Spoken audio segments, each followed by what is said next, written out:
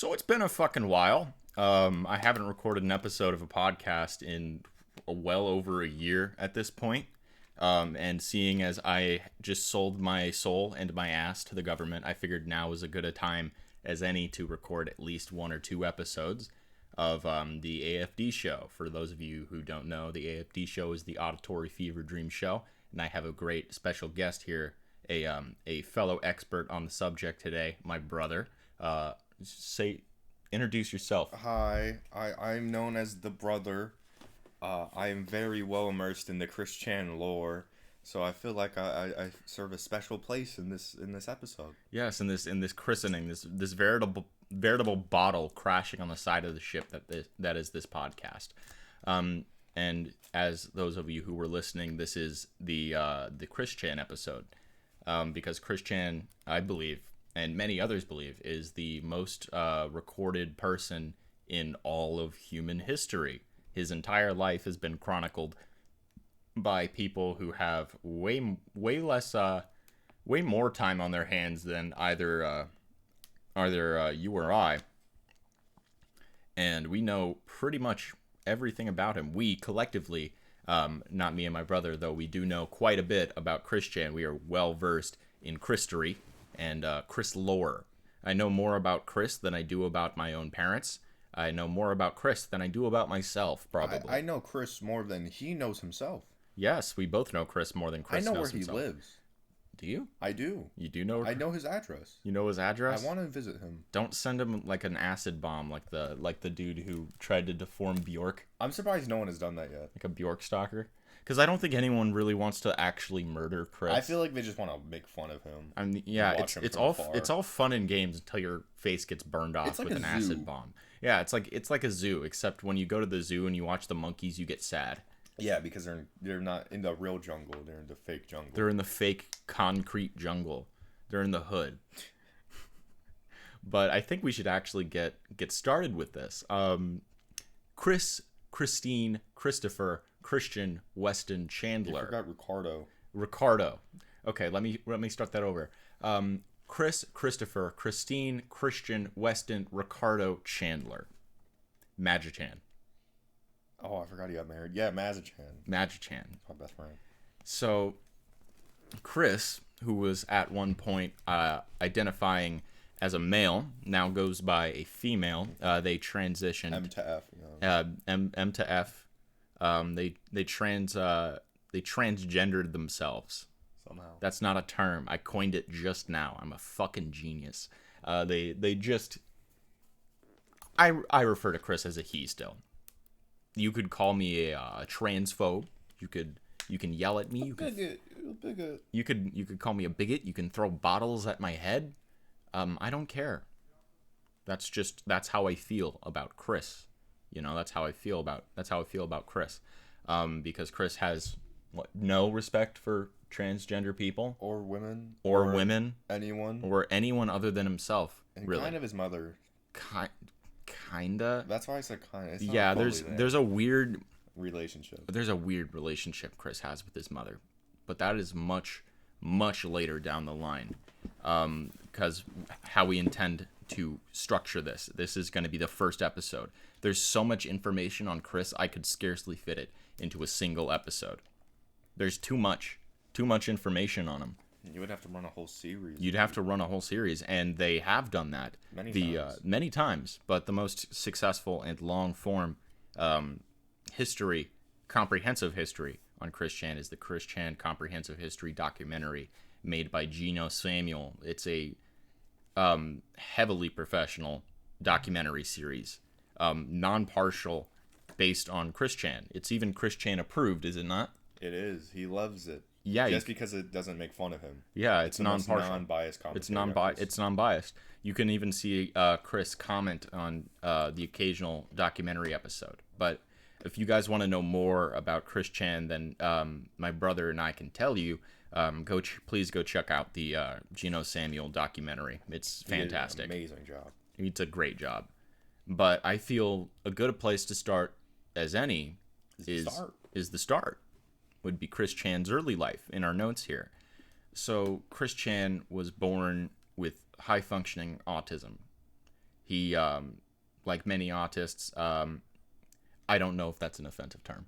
Is autist an offensive term? I don't know. Like, I'm not saying potato. Yeah, or or like tard. Yeah. I'm not saying any of that. Autist. Like, those are actual offensive terms. I feel like autist is like basically just a shortened way of saying autist, like autistic, right? Autist. Yeah, he's autistic. Yeah. He has high functioning autism. Nice. So, Chris was born with high functioning autism on February 24th. On February 24th. That is Christian Love Day. His birthday is a holiday, at least according to Chris. It also happens to fall on the same day as Mexican Independence Day. Yeah, he celebrates both at once. So he celebrates Mexican. Chris, in quotations. Chris believes he was Mexican because when he was in high school, he took Spanish. Not fucking with you or anything. We'll get to that. We'll get to that. It's in this episode, guys. Don't worry. So Chris was born with high functioning autism. Many people, including myself and probably my brother, believe that is some part in due to his parents' advanced age at the time that they had them. Definitely, yeah. I had to clear my throat. That little rattler is stuck at the back of my throat. Those things are gross, man. They're good. It's okay, fuck you. But any little Rattler fans in the chat? Any little Rattler fans in the Twitch chat? Chris both of his parents were old. His father at the time in which they had Chris was what? Around 50, 60? In his 60s, and his mom was in her late 40s. Yeah. In her late 40s. Chris has described it as his father being a senior citizen and his mother being so close to menopause that it was a miracle for them to have Chris. And this was also Kristen's father's second marriage. Yeah, as well as his mother's.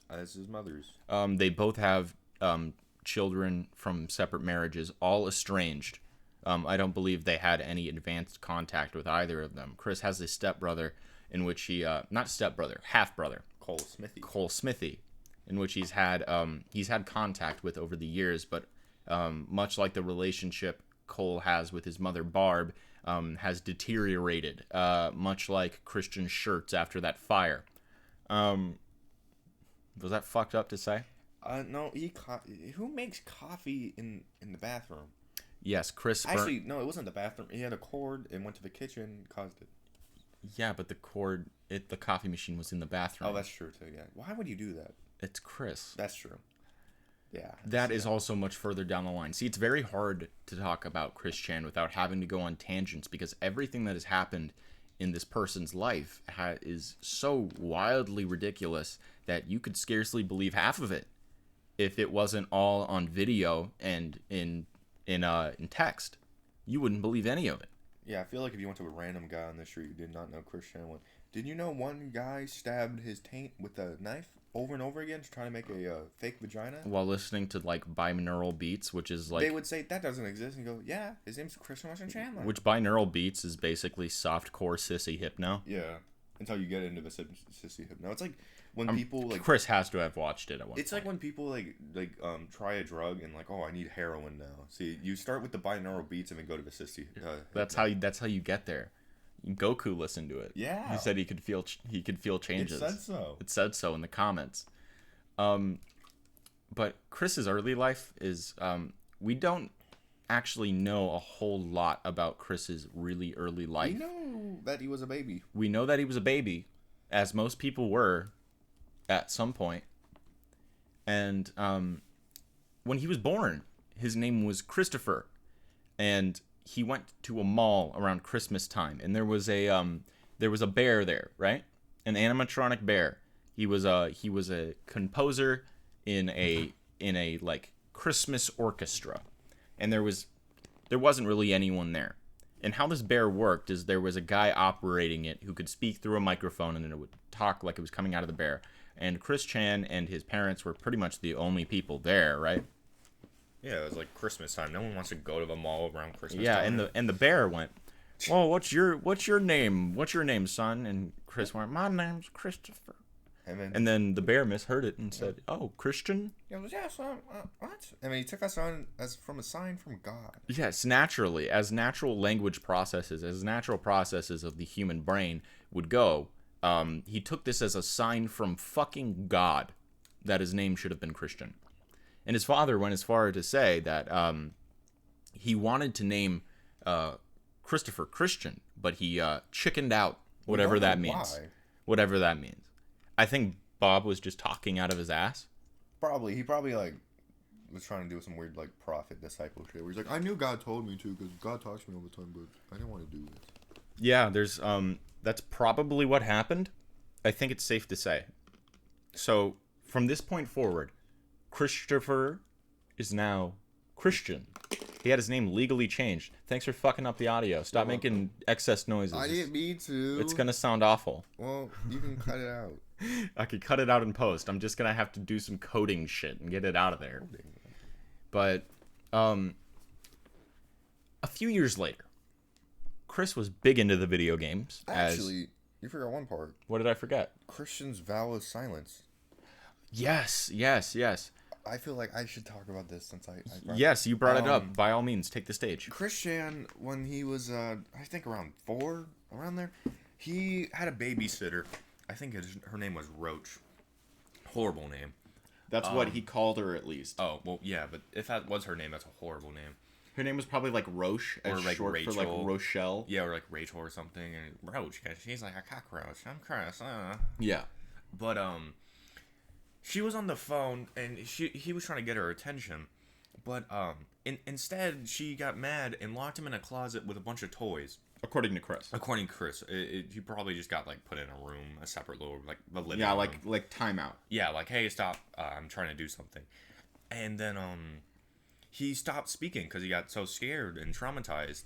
And also, I don't know if this is related to it or not. His first word was monkey. He tried saying mommy, but he said it wrong because he's a dummy dumb. Yeah, and he claims his first word was when he was at 2 months old. Yeah, which like, is that's biologically impossible. Your everything isn't formed yet. You're like a gelatinous blob of meat and flesh. Chris, I don't know if this is a symptom of his autism or his monstrous monolithic ego, is a pathological liar. Maybe it's both.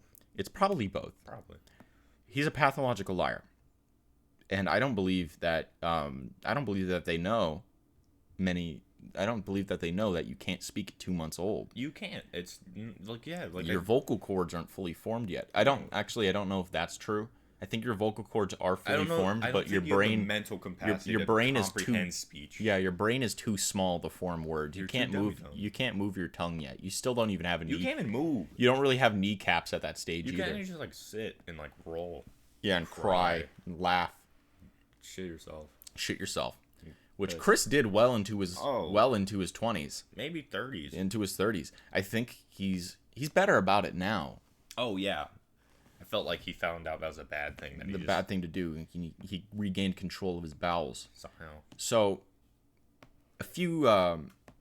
another thing that I believe adds to Chris's ego, plays into his vow of silence, is that anytime he was in a store with Barb, Snorlax, he would read off the name of whatever Transformers figure that he wanted, and if he could say it, then his mom would buy it for him. I think this plays into his sense of entitlement, and leading into that, well after his vow of silence and years of speech therapy, Chris entered into the Sonic the Hedgehog Watch and Win sweepstakes. Ooh. And he fucking won. Somehow. Somehow. Well, I mean, it's exactly like he said. He's like, well, I just said what Sonic said at the end of it. And they put me out of the hat, and I just won. And that same little weird voice he had. Yeah, and in that childlike. Chris was a really cute kid. Oh yeah. And it makes you sad about how he turned out. Because if he had different parents, then he probably would have turned out better. Yeah, honestly, because they protected him because they didn't want it to end like all their other child relationships did. Yeah. They abandon right when they can. Yeah, according to Cole, he had it far worse than Chris ever did. Oh, well, Chris had a perfect life until the internet. But he made that on himself. He put that on himself. Like, of course, he didn't choose people to make fun of him for his creation, but he chose to fight back in the ways he did. Yeah, he handled it in the worst possible way. They always teach you, too, like, oh, if you're getting bullied on the internet, just turn off the screen and block them. He did the exact opposite. Take what Tyler, the Creator, says. How the fuck does cyberbullying exist? Just shut the computer. Yeah. Yeah. He goes, I'm Tyler. Get a bunch of bikes and ride them around with your friends. That shit fun as fuck. Yeah. I'd love to do an episode on Tyler, the Creator sometime. He's an interesting man. He's an interesting fella. But he has nothing to do with Chris Chan. Oh, definitely not. No. As far as we know, he might maybe Chris is a big Tyler, the Creator fan now. Maybe Tyler is a big Chris fan. That is true, like Kanye West. I saw that picture and I looked up. It's not actually. It's real. heavily edited. You can tell too, but it's so. It's funny. hilarious. It's a hilarious picture. I even looked it up because it looked so real. It looked so real that I was like, posted by a sneaker page, and I was like, did Kanye know about Chris Chan? And he's with the graduation bear, and I'm like, oh my god, is that the God Bear? Is it the God Bear? It's the God Bear. I didn't even think of that. So the watch and win sweepstakes. Oh yeah. I believe that's the one of the biggest contributing factors to Chris's ego. And his entitlement. And his entitlement is because he entered into a contest and won $2,000 worth of games and toys, and Sonic merchandise and board games, everything a child could want in the mid '80s. Oh, definitely. Sonic was he was the move. And keep in mind, $2,000 back in the '80s is worth a lot more than it is now. It's probably about $5,000. Yeah, and maybe more. $2,000 today is still nothing to shake a stick at. Especially $2,000 to a child who has legit no concept of money. No concept of economics whatsoever. And he got everything. He got everything he could ever want. He got the whole store. He's now the CEO. He got the whole store. He's now the CEO. He's the CEO of what store did he? I don't know. Sears? Yeah, I think it was a Sears. Kmart? One. It was a Sears, I think. Yeah. I don't remember. I don't remember what it was, but that doesn't really matter. Chris had a childhood friend. Oh, yes. Sarah Hammer. Which he later developed a crush on. Like all his female friends. Like all of his female friends. Literally every single goddamn one of them. Yep. Even the fake ones. Even the fake ones. Especially the fake ones. Especially the fake ones. Because they're like 13-year-olds. Weirdly, anytime Chris met an actual genuine person, the one time a genuine female wanted to be with Chris, he broke it off because he thought she was a troll. When was it? Wasn't this? This was a Facebook relationship he had. It was a woman who liked fat, smelly, ugly people. Named Kristen Weston Chandler. And you're like, you're a troll. You're a troll. I mean, yeah, like smart on Chris though. Yeah, but I mean, like, he's learning, but at the same time, he evolved backwards. Yeah, he went backwards. He Benjamin Buttoned his social ineptitude. He did 3 steps forward and 4 steps back. 3 steps forward, 4 steps back. And but about Sarah Hammer, she would fuck with Chris. She was the first troll. Oh yeah. But keep in mind, they were children. And children are mean. And children are just very mean. Children are the worst beings on the planet. We were all children once, I assume. Yeah, maybe some of you are like weird. Maybe one of you were a petri baby and you came out fully formed, like some kind of alien creature. 4 times powerful more than the average man. Yeah, 4 times more powerful than the average man. With all of the information that exists in the universe. Maybe that's who you are listening. You're just like a straight up god. Yeah, maybe you're Dr. Manhattan listening to this podcast right now on that purple planet. Looking very sad. Maybe you are, maybe you're not. But Sarah Hammer would have him eat the flowers on honeysuckles, which are poisonous. See, you're supposed to suck on the honeysuckle. Yeah, I did that as a kid. Yeah, we always did. We all did. Bush. Yeah, and you're not supposed to eat the flowers, though, because those are poisonous. Especially in large doses. Yes, but Chris never quite ate enough to seriously hurt himself. Well, because Bob stopped him. Yeah. But the most fucked up thing she ever did to Chris was she locked him in a crawl space. Full with spiderwebs, spiders, and bugs. And bugs. Dirt. Because she said Casper the Friendly Ghost was not trapped, but lived under the crawl space, and Chris believed it. And he wanted to go see him. And he wanted to go. Like any child. He wanted to go meet Casper the Friendly Ghost because Chris is 65 years old. I had Casper the Friendly Ghost on VHS. You remember that? Yeah, we had it. Yeah. It was I still didn't really like it. It's not really a good movie. I knew it was a bad movie even back then, and I still watched it. It's not a good movie. It exuded late 90s, early 2000s vibes, though. Yeah, it definitely did. It definitely did. But as time moved on, Chris lost contact with Sarah Hammer, but eventually caught up with her later. She was married later on, right? I think she even went to Christmas with the Chandlers at one point. time. One time. And kind of a sad little story. Like she it was a surprise visit. She comes to at one time, and the next Christmas, Chris is expecting her to come again, which she never did. And on video, when he was filming his Christmas family tape, he was like, "Oh, well, Sarah is coming, right? She's coming," and never came. And they had a present for her, and Chris was really sad. Yeah, Chris was super sad about it. I mean, rightfully so. If you had a friend that you haven't seen in years and you were really expecting, to come visit you on Christmas and never comes, then yeah, you'd be a little. Maybe he should have at least tried to call her. Yeah. Like, hey, are you gonna come? So I don't buy you a present or expect you. Yeah, Chris is very expectant. Yeah, for some reason, I don't know why. It has to do with his ego. Yeah, definitely. And his entitlement, I believe. A lot of things tie into that. Almost everything that Chris does ties into that. One of Chris's most memorable quotes, which is on the Quickie, which is the Christian Weston Chandler Wiki, which hasn't it been changed to sonichu.net recently? No, sonichu.net got changed in the Quickie. They took the domain. Okay. I was on the Quickie the last night. The page for Chris's ego, the opening line, which is actually after the Bible verse that opens it up, is, "First of all, you wish you were me." I don't. I really don't. And none of you watching this should wish you were Chris. Unless you were the most selfless person in the world and want to change Chris's life from his, her, they's body, then by all means you can think that. I do not have that selflessness. I'm a selfish fuck. I would never do that. Oh God, no. God, no. I consider myself decently selfish. Mm-hmm.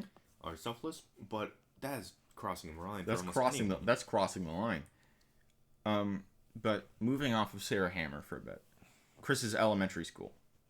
Green County Elementary School. Yes. I have no idea if the story that Chris is telling is true, but I have a sneaking suspicion that it's at least based somewhat on reality. Because what happened, according to Chris, is that the principal of the school held Chris down and videotaped his cries. Also, or was that his teacher? No, his teacher, they said the teacher and staff used to hold him down and videotape his cries. But what they actually probably did was, it was a common practice in schools back then because they didn't have a full special ed program to take care of children like Are you talking about the Scream Room? The Scream Room. It was probably the Scream Room. Which kind of seems like a fucking... It was a horrible thing. Like a barbaric prop. Yeah, definitely. Like a barbaric kind of treatment from the 1940s in like a asylum. Yeah, I'm gonna walk you in here, just start screaming. So he probably thought they did that. He probably held him to put him in the room, and then didn't videotape it, obviously. Didn't Chris claim that his principal molested him? That too, and he was also apparently a homosexual man, which justifies, at least in his mind, his hatred for gay people. Yes, Chris is, at least back then, he's dialed back on this slightly, was vehemently homophobic. Oh, horribly. Horribly homophobic. This plays into his hatred of pickles, gay men existing. Chris has claimed in the Sonichu comic book that he was so straight that his blood could cure homosexuality. Yeah, because apparently in the Sonichu comics, homosexuality is a disease. It's a disease because Chris has a 1940s mentality. He's sipping on his gin and tonic and hating gay people. Yeah, because of his father. I believe his southern upbringing and his father played into a lot of Chris's homophobia. Yeah. A fair bit. And I'm losing my train of thought here. Well, he was homophobic, madly homophobic, but we already know that. But in elementary, he said we don't know if it's true. No one really knows. I guess the only person that really knows is Chris, but we can't trust him. That his principal molested him, but we don't know that. I don't think that's true. I honestly don't think it's true. But it's also... I think it's a 50-50. Yeah, it's possible, but we don't know because Chris said it. It's definitely possible. And I think that would be a deciding factor in Chris's homophobia. Would be the fact that he may or may not have been molested. By a gay man. Yeah, and his parents sued the school board for Chris's treatment. Yeah. Did they win? I don't remember. I think no, the case was dropped. The case was dropped. They moved Chris out of that school system, and he went to live with Bob because Bob and Barb were separated at the time due to work reasons. Yeah, Bob was like retired, and Barb wanted to work to keep money flowing into the family. Yeah, so he lived with Bob in was it Ruckersville? It was Ruckersville, Virginia. Was it, or was it Charlottesville, or one of the Virginia towns? Chris has never lived outside of Virginia. Never. He's lived in Virginia his entire life. Ruckersville, Virginia. So, moving on, because as Chris moved to his new middle school, he formed a connection with his teacher there. And she wrote a very, very sweet and kind of weirdly foretelling letter to Chris on the last day of school as he was about to graduate and go to Manchester High School. Yes. That's when his life was the best. That's when, according to Chris, those were the best years of his life. But this letter that his teacher wrote to him is a genuinely sweet letter. You can read it on the Quickie. I don't have it in front of me, or else I would read it to you guys, because it is genuine. It genuinely makes you feel better as a person. Hopes Chris has a good future and makes a lot of friends and gets a good life. Yeah, and gets which none of that happened. None of that happened at all. Not even a bit of it. Yeah, but that's really all we have from Chris's elementary life, at least that you and I can think of. Yeah, there's probably way more, and if you want to find out, watch the comprehensive series. Watch the comprehensive history if you have time to watch 74 parts of a documentary series. That are each 40 to 1 hour long. Yes, it's very long. It's very long, and I'm caught up. Fast approaching modern day. Oh, it's gonna be a little bit before we get to current day. Yeah, it's gonna be a little. But we're getting close. We're getting close. But let's move on to the best years of Chris's high school. Not the best years of his high school, the best years of his life, which was high school. At Manchester High. This is where we see a lot of the things that really make Chris into what he is, or what he was, and kind of what he is now, was the experiences that he formed in high school. Mm-hmm. Yes.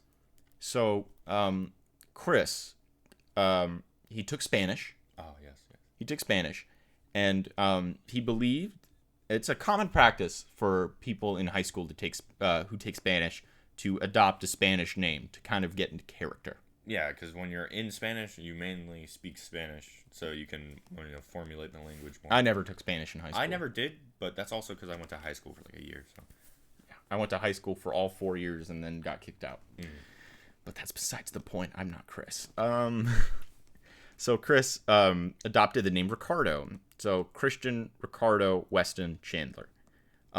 He got so into character and so into this Ricardo name that he even wrote it into his full name on other school papers. Yes, like he would be in English class and he'd be like, "My name is Christian Ricardo Chandler." Sometimes he would just write Ricardo. Yeah, Ricardo. And they would be like, "Who's Ricardo? We don't have a Ricardo. We don't have a Ricardo in this class." But it's me. I'm Christian Ricardo Chandler. It says so in my Spanish class. It says so in my Spanish class. I'm Christian Ricardo Chandler. Into character that he would write some of his papers in Spanish, and like a mixture of Spanish and English. Chris was really bad at high school. Yeah. He was really bad. Like, he didn't do, like, he wasn't like a bad kid in high school. He was just bad at high school. He was just bad at high school, which, granted, a lot of us are. I was bad at high school, mainly because I didn't pay attention and skipped a lot of class. And I slept in a lot, so I missed a lot. Yeah, you missed a lot of class. I probably missed more. Yeah, probably. So, Chris, there's a history paper which made its way online about World War II. And it's really weirdly written. It is strange. Definitely. He mixes parts of World War I and World War II together. You can see Chris's writing style kind of come into fruition in these papers. Mm-hmm. And it's really strange. He describes the fight between the Americans and the Japanese in World War II as two boxers eyeing each other on sides of a worldwide ring. Mm-hmm. That's how he describes it. and he mixes up. He says Woodrow Wilson was president during World War II, which he wasn't. Woodrow Wilson was the president during World War One and parts of the Great Depression, if I'm not mistaken. I believe you're right. But that's really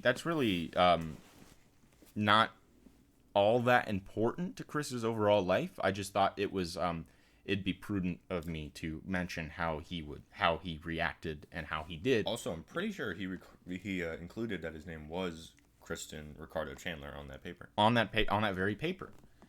Chris had a gaggle of gal pals in high school who, quote unquote, provided him protection from the boys, and I think that's true. Yeah, definitely. That's definitely true. I feel like that's why his life was the best, because he had a group of people he can go to when he was feeling trapped or endangered like a little animal. Yeah, he had friends. But the sad thing about these friends is that they were all paid off by Bob to be friends for Chris. They were just like the best cosplayers. Yeah, they just did a little trolling. They just did a little trolling. They did a little beneficial trolling. And that's kind of sad, because you realize Chris has never had a real friend in his life except for one that I can think of off the top of my head, which we'll get into in a bit. And while Chris was in high school, and while these girls protected him, he joined the basketball team. Not as a player. Chris is not the most athletic person in the world. Hell, I'm more athletic than Chris. That's really saying something, because I'm the most unathletic person on the planet, next to Christian Weston Chandler. And while he was on the high school team, as the water boy, he claimed he was the manager. Which definitely he wasn't, because to be a manager, you need to know basketball. You kind of need to know basketball. Also, not be a student. No. Can you be a student manager? Yeah. What? Pretty much all managers for high school teams are students. What? Oh. Remember Pedro? Yeah. Which I recorded an episode with Pedro a long time ago, and that episode has been lost to the aether. No. But Pedro was the manager for the high school football team on freshman year. That's crazy. Yeah. But Chris was the water boy. He claimed he was the manager. He was not. He still, to this day, claims he was the manager of the Manchester High basketball team. But while he was there, he came up with something that would be very important to him later on. Not quite as important as something else that happened during his high school years, but pretty important. He created Bionic the fucking Hedgehog. The way he did it, though, he got hit in the head with a basketball that got, loose or something.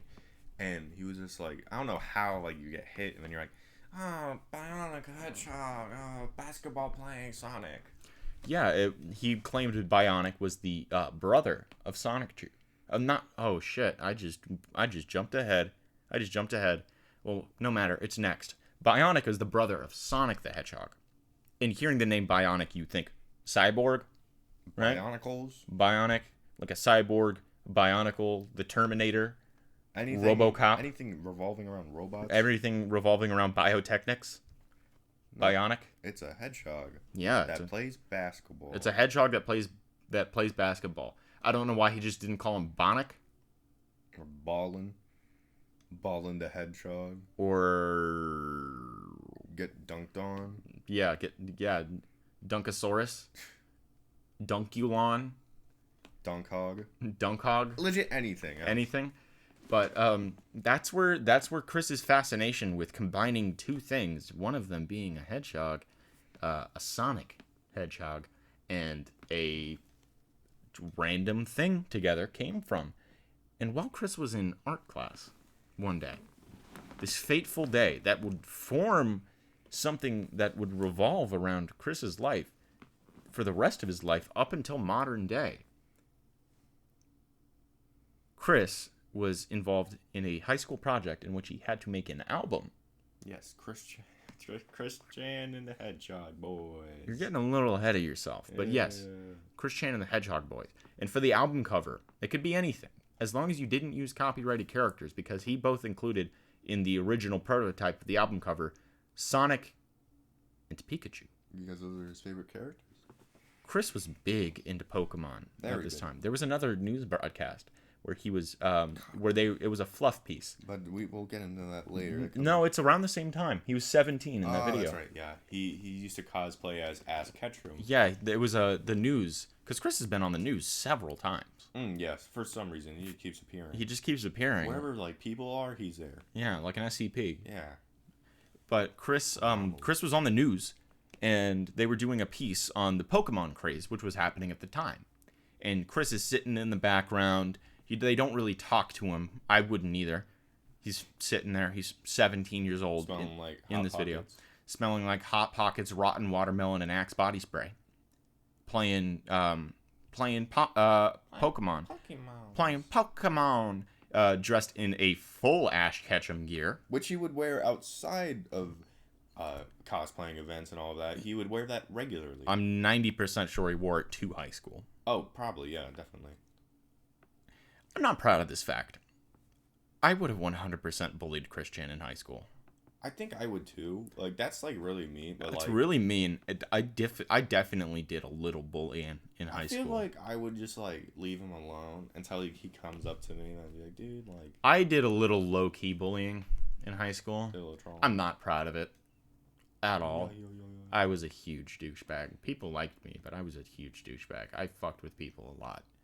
And I'd like to claim I fucked with people who deserved it, but a lot of times they didn't. I'm sorry for that. Genuinely. If anyone listening right now, I fucked with you in high school and you didn't deserve it, I'm sorry from the bottom of my heart. But I would have bullied Chris in high school. 100%, not ashamed to say, I would have bullied Chris in high school. Okay, I'm a little ashamed to say that, but back to the album he had to do. Mm-hmm. Chris was disappointed that he couldn't do Sonic and Pikachu. So an idea from Dimension C197 flew into his head. What if I were to combine Pikachu and Sonic into the perfect being? Sonichu. And from then, Sonichu was fucking born, man. Took the world by storm. Took the world by storm in Chris's mind, at least. And Chris Chan and the Hedgehog Boys made a banger of an album. Platinum, went freaking diamond. Yeah, they had to come up with an entirely new system in which to gauge the popularity of an album. That's where the diamond albums come from. It's because of Chris Chan and the Hedgehog Boys. If you guys didn't know that, there you go. You're learning something else on this podcast. Music trivia. So that's where Sonichu came from for Chris. And much, much later in life, about like a year later, he started writing a comic. But we still have one more thing to talk about from Chris's high school years. Chris's graduation. Chris refers to this day as the worst day of his life. Would you agree with that? Yeah, I think he stated that before, yeah. Yeah, it was the worst day in Chris's life because it was the day that Chris graduated. Bob has also stated that he has never been more disappointed of Christian because of how he reacted when he was graduating. As everyone was going up and getting their diplomas, Chris was devastated to see that he was never given any recognition for his math skill, his art. He cried because he didn't get recognition for how well he improved in art. And his art is just it's laughable. It's kindergarten level. Yeah, if you want to find it's that out, gotten better over the years. You could just search up Chris Chan Sonic Totem. That is very scary. It still haunts me to this day. Which comic are you referring to? No, it's a Sonic Totem. It's a big paper mache Sonic with the big eyes. Yeah. That terrifies me. Okay. He cried. He bawled his eyes out. He refused to shake anyone's hand as he walked up and got his diploma, and he ran off and cried. Chris's gal pals came over to him, and they comforted him, and Bob was so disappointed by this, as any parent would be of their child if they acted this way. In front of like a bunch of people. In front of a bunch of people on what's supposed to be a great day. You're done with high school. It's time to move on to bigger and better things. Chris didn't think of it this way. Keep in mind, Chris's best years of his life were in high school. Chris took that old saying, the greatest years of your life are your teenage years and high school, and he took that to heart. Chris believed it. Those were the best years of his life. Christian had friends. Christian talked to people. He had a social life. He felt important. He was the manager of the quote unquote of the basketball team. He was balling. And once that was over, Chris felt his life was over. He had nothing else to him besides Sonichu. He had nothing else but his guiding light. Golden. Ah, you were there all along, my guiding moonlight. And it's just Sonic Chew. Yeah, he's like... I was making a Bloodborne reference and then Sonic Chew. He's glowing. He pulls out a Sonic Chew sword. I'm Sonichu. I have a sword. I have a sword and it's gonna slash and cut at you. Troll. I feel anger towards you. So, Chris has now graduated high school, so naturally, as many people do once they graduate high school, thanks for fucking up the audio by kneeing the fan. He joined a community college, Piedmont, Virginia Community College. And around this time, Chris's true goal in life made itself well and clear in his mind. See, Jesus came to him while he was sleeping one night and gave to him a vision. And that vision was that he would one day find a nice woman to settle down with, have a nice office job, and have a white picket fence. And have a daughter and name her Crystal. Which is definitely, sounds like a stripper name. Definitely not a stripper name. Crystal. It's Crystal, not Crystal. So this was the birth of Christian's love quest. Yeah, his love quest, where he finds women. He finds women? All right, so there was probably an audio cut for you guys, but we had to take a quick break. But back into it. Christian's love quest, right? Yeah, he would try to find women. Particularly, he would try to find them in malls because, I don't know, that's where a lot of people are, especially a lot of women. Not only malls, but on his college campus. That too. So Chris's preferred method of trying to find a girlfriend is he would go in to his college campus, his mall, holding an attraction sign. It was like an advertisement. It's like almost like prostitution, besides you don't pay money. It's prostitution, except no one gains anything. They actually lose everything. Chris gains something. He gains China. Yeah, which was his word. Hypothetically speaking. But you lose everything. But you lose your will to live. After dating Chris. Which I think no one has done. Literally, like... One person did it legitimately, and Chris fucked it up. Oh, that's right. Because you wore a fedora, and he was cool Chris. What? Do you not... Which are you talking about? I'm talking about the woman on Facebook. Oh. Who legitimately cared for... Did they date Chris?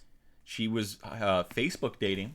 Oh, well... Which I've had long-distance relationships. I consider those real relationships. I don't.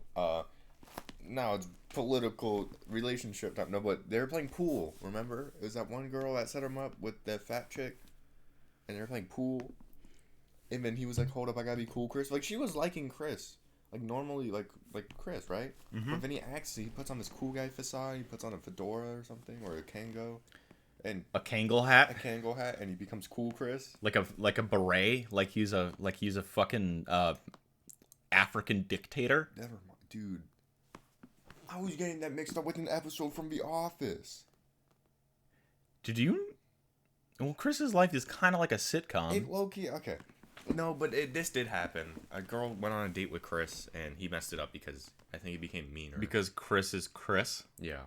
But I got that messed up when Michael from The Office went on a date, and he became Fucked it up wearing a Kangol hat. because he acted like cool Michael, even though she liked normal Michael. Yeah. But that's besides the point. This isn't about The Office. This is not about The Office, and I have zero intentions on ever making an Office episode. As much as I enjoyed watching The Office, because I'm a 16-year-old white girl. It's great. It's great. But while Chris was holding his attraction signs, he would go to the mall.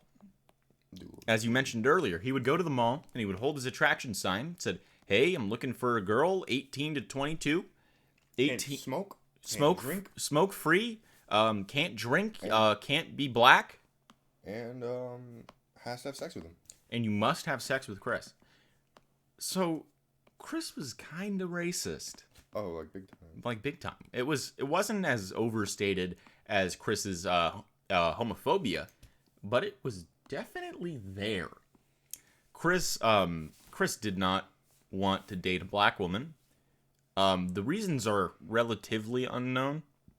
Am I getting that right? Yeah, you kind of just, I think what, I mean, everyone's got preferences, but Chris, it was just out of racism. it was really out of preference. yeah, it was out of prejudice. It was, I think he was racist because most likely it came from his parents, because that's usually how racism is. Yeah, but although Bob, He said the N-word one time with he hard did, but I think he might have just been trying to scare off the people calling him, because Bob was big time into like jazz like and old-timey jazz. like old time jazz, like a bunch of black dudes, sitting around tooting on the horns. I mean, people could be racist and listen to people make. I mean, there is white supremacist rap. This is true. But Bob, at one point, we'll get into the trolls in a bit, because you can't talk about Chris and not talk about the trolls.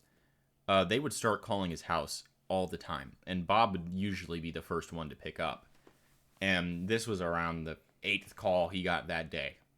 And he kind of just assumed the people talking to him were black. Well, yeah, but that's like And way later on. he was like, yeah, this is later on, but it's relevant to Chris's mental state This is true, yeah. around the time and why he doesn't like black girls at all. He's like, Bob was like, I've seen them crosses burning, fella, and you don't want to see them crosses burning. So he said that. You can listen to the audio log. He yells like, "Stop calling me!" And he says the hard R. Yeah, bad. He said some racist stuff. Did that Arizona just spell? No, I did not save it. Okay. So Chris didn't want black women. He didn't want women to smoke or drink. Like, I get that, but like the black part can be excluded. Yeah, you didn't really have to say that. Could at least, and on the sign it's like, oh, don't worry, you can at least help me on my love quest by finding me a nice drink and smoke free white girl. And also, like, if you're married, I'm pretty sure the exact words are, if you're married or gay, jump off a cliff. I don't know why he was a hate on married and gay people. They already have the woman, right? So if they would, like, a married person, they wouldn't look for more women, right? And a gay man doesn't want women. Then why would he? Yeah, it would leave more women open to Chris, would it not? It would. I was about to say the audio can't pick up you nodding. No, I was drinking this. I didn't want to open my mouth with that drink. Oh my God, drink. Yeah. So, while Chris was at the mall, this was actually one of the first times the internet has picked up on Chris's existence in terms of the timeline. Because the microphone can pick you drinking. Can it? At least I can hear it through my headphones. Well, then they'll enjoy my drinking sounds. I guess so. This is a professional podcast. So, a girl who worked at the store, one of the stores in the mall, saw Chris every day, standing outside, holding his attraction sign, pacing back and forth. She called him the Mad Pacer. Like a wily coyote. Like a wily coyote bit. He was the Mad Pacer. She went up to talk to him one day and asked him, hey, what's your name? How are you doing? Chris immediately tried to ask her out on a date, as Chris does, and she declined, as any sane human being would. But she later cataloged this encounter on the internet, posted it somewhere, titled "The Crazy Sonic Guy, the Mad Pacer." I can't remember the specific title of the article. It was around that. It was the gist of what I just said. And that was the first taste that the internet got of Chris. And the only reason they really found out who Chris was is because he had homemade business cards with his website, which I believe was like Pokemon.net or something. Are you sure it wasn't SonicChew.net? It may have been SonicChew.net. And it was a homemade business card, and he would hand these out to everyone he talked to. Also, around this time, Christian had one of his most important relics. One that if you've seen a picture of Christian, it's a 99.9% chance that you've seen him wearing it. There's photos without him having it. There's like 2 photos without him having it. More recently, he hasn't worn it as much. It's the SonicChew necklace. Actually, medallion. Medallion, the SonicChew medallion, made from Crayola model magic. He's made sure to state that several times, so it's drilled into your head, so you know that it's Crayola model magic. Which everyone knows is the most sacred way to make art. Yeah, it's actually how the Indians made all their artwork. Yeah, it's been a staple since prehistoric times. I believe the ancient Sumerians, in between writing stories about Gilgamesh, they were making pottery with Crayola model magic. Yeah, Crayola's been there from the start. Yeah, Crayola's been there. When God created Adam, what they didn't show you was made Crayola model magic. He gave Adam. Eve was actually not made from Adam's rib. She was made from Crayola model magic. Yeah, this is true. Because God said he sculpted Adam out of clay, but what he really sculpted him out of was Crayola model magic. So, after that little history lesson, Chris built a medallion made out of Crayola model magic, and that's one of the first things that girl picked up on when she saw Chris. Other than his horrific stench. Oh, smelly boy. Which was described as rotten watermelon, sweat, and gallons of Axe body spray, which Chris believed would, did he believe it would ward off the homosexuals? He believed 2 things. One, that homosexuals would stop, trying to contact or talk to him because he wore Axe. And 2, that just like the Axe ads, women would just start to swarm him. Yes, Chris has a very funny relationship with advertisement. I don't believe Chris can recognize when he's being advertised to. Chris takes everything at face value. That's a product of his autism, right? Yeah. So Chris legitimately believed that if he wore Axe body spray, the more Axe body spray that he wore, the more women would just swarm him. Which is actually funny enough. The complete opposite. The complete opposite happens. Axe body spray is the most effective birth control on the market. Yeah, it smells like shit, and it makes you have no women. Yeah, it makes you have no women. So after this encounter, Chris got her email and contacted her every fucking day. I think it was a fake email, no? It might have been a fake email. I think so. I can't specifically remember if they had an actual correspondence or not. I think it was a fake. I don't remember. I think it was a fake phone number. A fake phone number, but a real email. Was it? Yeah, I think so. Okay.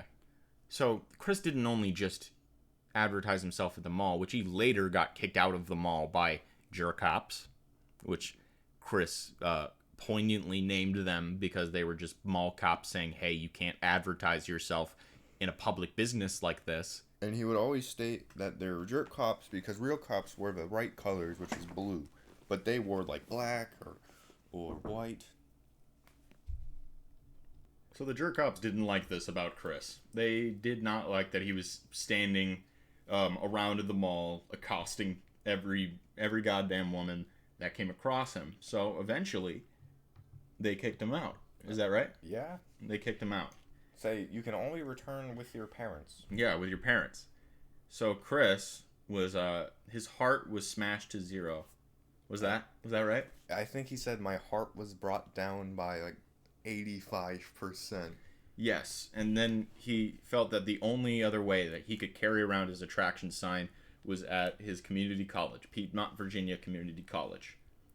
So he continued holding his attraction sign, trying to attract girls, posting his SonicChew newsletter all over the campus, until one day, the Dean of Student Services, Mary Lee Walsh, said, Chris, buddy, you can't be doing this. You can't be doing this here. So Chris got suspended Yeah. And that was the point. I remember now. That was the point that his heart level was smashed down to 0, because Mary Lee Walsh hates love and hates hates Christians so much that she doesn't want him to find true and honest love, a sweetheart from the ground up. That's what he would call them. That's what he would have called them. I think he also claimed that Mary Lee Walsh hated autistic people. I believe that he also did that. I don't exactly really want to slander Chris as much as, I mean, even more than we already have. Is it slander if we're just saying things Chris has actually done? No. Okay. It's just like reciting the events. Yeah. So while Chris was kicked out of PVCC for a while, the only thing he could really do is write his Sonic Chew comic occasionally and go to the game place with his one real friend, Megan Schroeder. Now, Megan Schroeder was one of Chris's actual friends, and they hung out together, and she had her reservations about Chris because Chris is very touchy, and it was very, very clear to her that he had feelings for her. And I believe Megan was asexual, right? Or she just... I think she was asexual or just didn't like men. I think she was aromantic. One of those. She things. had she was aromantic or asexual. She had no interest in... Because she had a thing for German soldiers. Yeah. She really liked Nazi soldiers for some reason. It was a weird fetish. So I think she wasn't asexual. I think she was just aromantic. She didn't really want to pursue a relationship. Especially with Chris. But Chris would keep touching her. Chris would buy her gifts all the time, and Megan did nothing to slow the amount of gifts that Chris gave her. Mainly the gifts were like Nazi related, but some of them were, but there was a lot of video games and Sailor Moon DVDs and all this stuff like that. And there's My Little Pony, and there was mountains and mountains of email correspondence between the two of them. So much. There was a lot, right? And Megan's very important because Megan's what got Chris into My Little Pony, and that later on in his life would become a staple in his fashion, in his life, and his purchases. Yeah, that was around the same time that he released the "Yep, I'm on TV" video. Every TV appearance he has ever been on. Every TV, and just family photos. And his family photos. But the most important thing on that DVD was his message to the world, his message to the young teen boys and girls all around the globe, basically telling them that you should learn how to date by pretending that Transformer doll is the guy you really like, and the My Little Pony. Oh, was it Barbie or My Little? It was My Little Pony. And the My Little Pony is the girl that you really like and you want to talk to, and just practice doing that. He also said a lot of really important stuff, like don't be gay. Mm-hmm. That was important to Chris, at least. Yeah, which was that was very important to Chris. He's just trying to stop, apparently in his mind, the outbreak of the disease. The outbreak of the disease. I'm surprised he did not say don't be black. I am surprised he did not say that. I think Chris has enough what's the term I'm looking for? Self-awareness to say that. Where he knows you don't choose. But it had been funny. You don't choose your race like at the start of a Elder Scrolls game. Yeah, I'm surprised. I wish he said it, but also I'm kind of glad he didn't. I'm kind of glad he didn't say that. But it would have been funny. Yeah. But no. And that video was later collected by the trolls. That was actually the first video ever seen of Chris. Because up to this point, people have just heard rumors. Yeah, because he posted that video. He didn't post the DVD or clips from the DVD. That was the only clip. He posted the video himself because he wanted that to be shown in schools. Yeah, he wanted that to be shown in schools, where he's just standing in a suit jacket in front of his house, behind a broken down car or something. Yeah, it's a really odd video. It looks like a Trailer Park Boys skit. And he's like, "Hello, all boys and girls." And boys of all teenagers.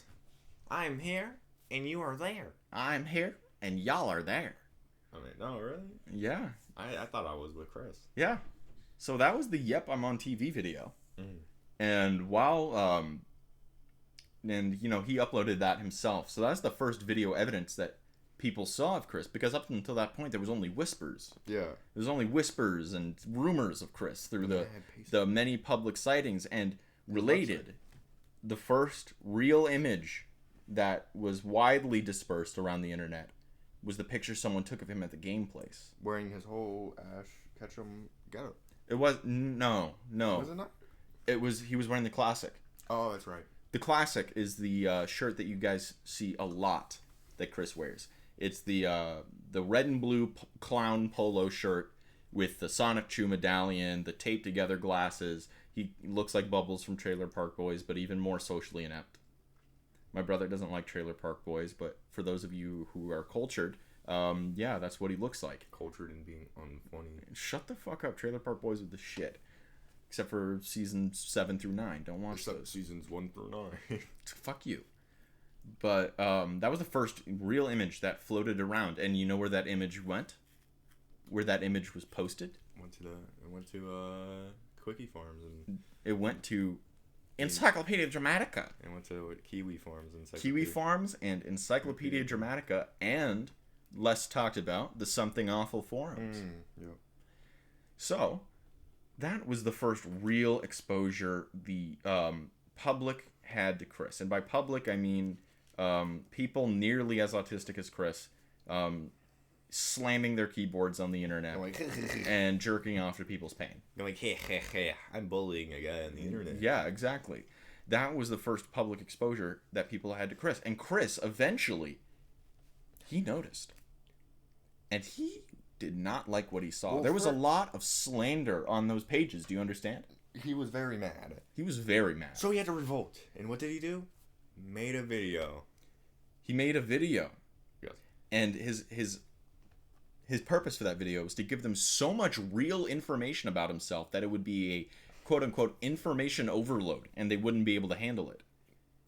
That did not work. It had the complete opposite effect, as you can imagine, because everything that Chris told them was so much worse than what they could have written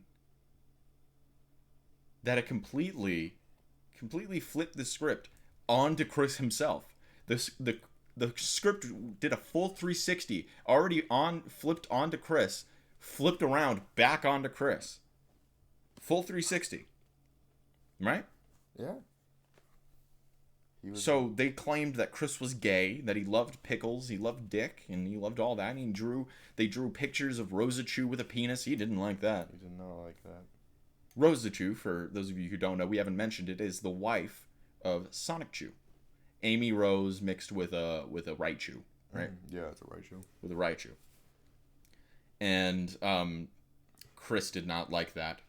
They also drew Chris and Sonichu having gay sex. Yes, they did. They did. He did not like that. He did not like that. He liked the ones though where Chris was having sex with Amy Rose, or not Amy Rose, but Rosachu, and Rosachu and Sonichu having sex. He liked those a lot. He liked those a lot. He liked the ones that were straight. He also liked the ones where it's just him. Because Chris is straight. Straight. Don't get it wrong, Trows. Please understand, I am not a badass. He stated that in the video with the information overload, which I don't think anyone ever has thought first that Chris was a badass. I'm sure Chris himself thought he was a badass. Especially when he lifted up that chair that probably weighed like 20 pounds. Especially when he lifted that doghouse that was heavier than any tombstone. Any tombstone. Or when he pepper sprayed that GameStop employee and said, "Don't call anybody." I wonder if they called anybody. They did. They did, and he got arrested. They called someone. They called the police. But during this information overload, this was when Chris got pissed. He was especially angry at all the gay porn that was drawn of him and his characters.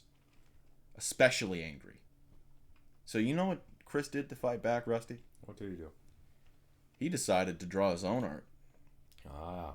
Wonder what that He would drew art of Sonichu and Rosachu having sex. He drew art of Chris with a giant penis. Did he do that?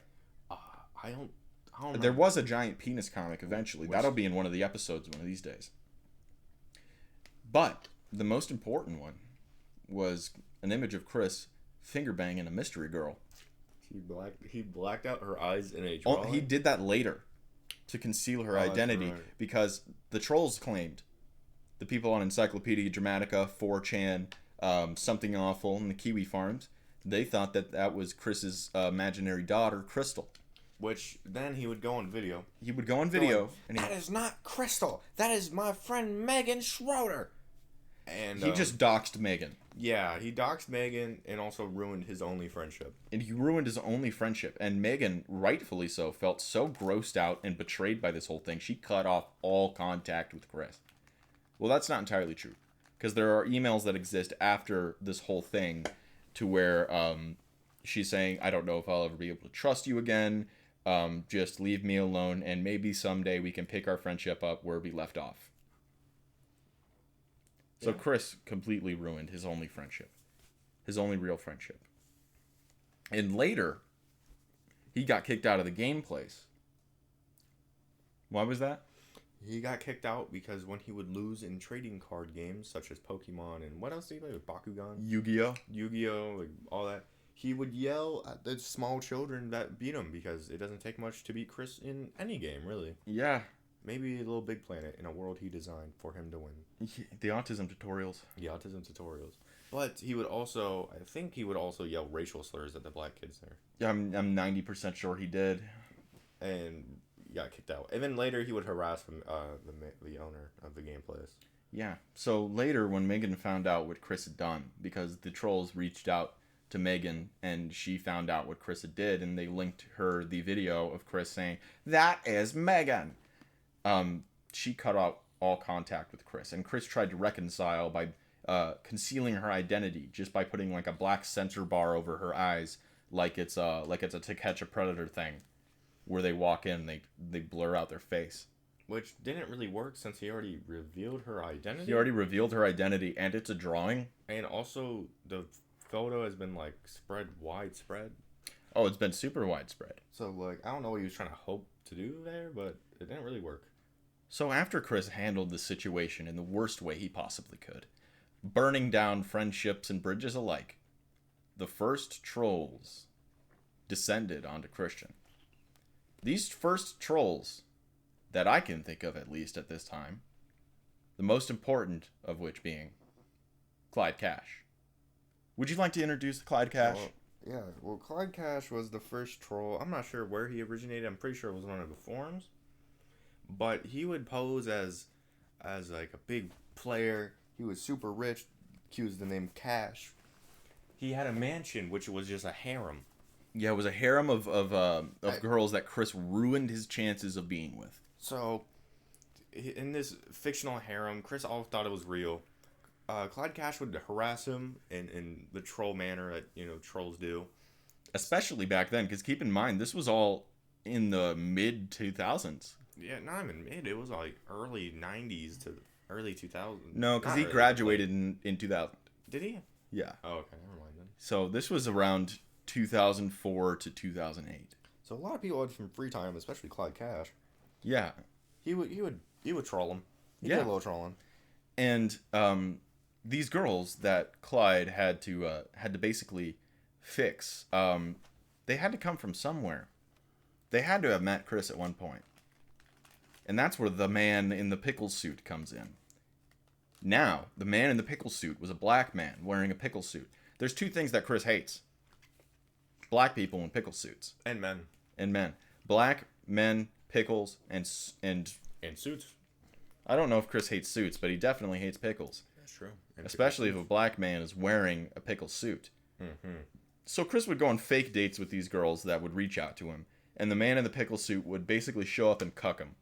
Yeah, he would come up. It's obviously all staged. But Chris didn't know that. He didn't know that. They did, though. So the pickle suit would be around, but hidden in the mall. While Chris is like, "Oh, you're so pretty. I want to touch you." And then they're like, "Oh, yeah, you're so funny, Chris." And then they're walking out. And Chris in his mind is like, "Oh, we're going to go and we're going to have sex. Because that's what you do after a first date." But then the pickle Probably suit going to man- watch Family Guy and Probably Gilligan's Island. Probably. And then the pickle suit hops out like a burglar to steal his woman. And he goes, "Hey, you want to go see Watchmen?" And he goes, No, she does not. He's like, I'm not asking you. I'm asking her. And then they would leave. And Chris would I be wonder if they actually went to go watch Watchmen, though. That'd be pretty cool. Watchmen's a good movie.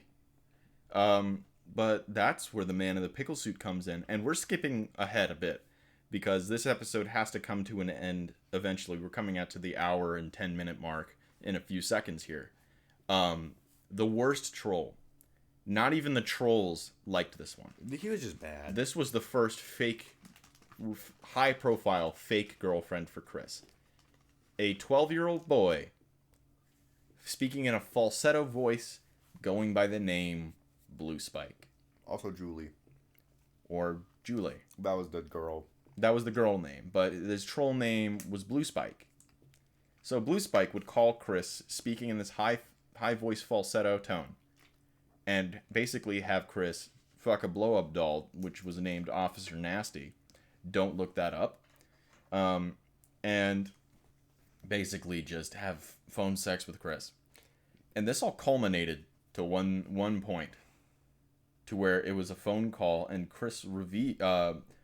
Blue Spike revealed that it was actually a 14-year-old boy, a 12-year-old boy the whole time, saying that Chris was going to be reported to the FBI, that Blue Spike was going to call Chris Hansen, and Chris, rightfully so, seemed very devastated and confused by the whole thing. Clyde Cash was on the call as well. Wasn't the man in the pickle suit also on the call? They were all on the call, even the girl. Even the girl. But they all realized once Blue Spike was like, yeah, and then also like the medallion incident where he's like, oh, you can set your medallion on fire or shove it up your ass. Of course he shoved it up his ass, like any normal man would do, instead of setting his precious item on fire. And he's like, shove it up your ass. Oh, I'm gonna do this. I'm gonna dox you. I'm gonna do this. I'm gonna get you arrested. They're all like, Blue Spike, calm down. Calm down. The whole call is online. Yeah. If you want to listen to it, it's very uncomfortable to listen to because Chris isn't the best person. We've gone through a lot of stuff in this episode illustrating the fact that Chris is not a very good person. But if you're a normal human with empathy, you'll know that it's not a good thing to trick an autistic man into thinking that he's in a relationship with you, revealing that you are an underage boy, and making him do all these very embarrassing things to himself out of fear of being arrested by the fucking FBI. No one likes Blue Spike. No one did. Not even the trolls who originated the idea of fucking with Chris. Also, one of the most I guess famous Chris moments, I don't know if it'd be infamous, was... If it's involving Chris, it's gotta be infamous. One of the most infamous moments, then, was when Blue Spike was on call with him, and they're doing the dirty on the phone. They called his phone, Kristen's house phone, and made his dad come up, because they're like, oh, Kristen, he's on the phone, he's saying he's gonna kill himself, he's saying all this stuff, he said he's gonna kill you guys or something, and he came up while he's jerking off, and then he's like, what are you doing, boy? He goes, nothing. He's like, oh, is that when Internet Lumberjack was born, right? I can't remember if that was the famous Internet Lumberjack moment, or if it was the don't you realize that if the health department sees our house... the Blue Spike, because that one, he left by going, just get it done. He goes, I'm working on it. But no, after that, he goes, I'm going to cut down your internet, boy. And that was from when, henceforth, Bob was known as the Internet Lumberjack. He's still known as that to this day, even though Bob has sadly passed a few years ago. The only hero in Christian. There are no heroes in the Chris Chan story, but the closest damn thing is Bob Chandler. He just wanted the best for his son. He just wanted the best for him. There's super sad letters that we should have went over in the early life segment. But where Bob wrote letters to Chris saying that you can do great things. I know you can. You should use Sonic Chew to help autistic young people like yourself and all that. They had a shed out in the back called the Dreaming Studio where it was originally intended for Bob and Chris to do little father and son household projects and crafts together. And there was even a nice plaque in there, and Barb just used it as storage space because called property of Big C and Little C. Yep. and they never did anything with it. That we know of. They could have done something, but it was never said or documented. Yeah. And you can bet your ass that if it ever does come out that something happened in there, that they did a project or whatever, it's going to go on the Quickie. And the Quickie link will be posted in the description of this video, as well as the the Chris Chan Comprehensive History. That will also be in the description of this video. But I'd like to thank all 15 of you for listening to this episode.